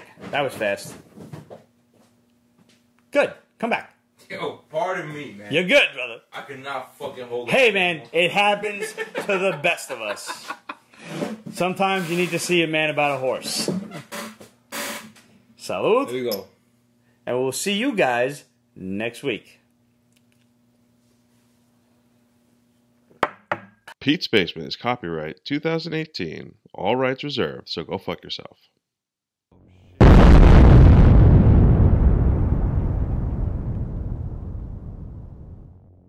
Are we live? And we're live. What's up, everybody? We're live. We're running a little late tonight because we're drunk. Already. Ain't no sense in lying about it. It's a good start. Yep. I got poked in the eye by an octopus tentacle, which is not a sentence that you normally get to say. I got a real fun extra that I filmed for you guys with my good friend Jen Tavis and her model and friend Mandy Katana, and they were dressed for the mermaid parade, and I caught an octopus, like a Ursula tentacle, in the eye, so I was laid up for a couple days. It still ain't all the way back, but it's back to the point where at least I don't have to wear sunglasses indoors like a douchebag. Because there's two people who wear sunglasses indoors. Blind people and douchebags. Yeah. What's Michael Douglas's birthday? June 6, 1978. Exactly. 1978. Fuck out of here. Right. And what's Evangeline Lilly's birthday? His co-star in Ant-Man and the Wasp. June 6, 1977. That's very good. It's funny that they're just a year apart, yeah.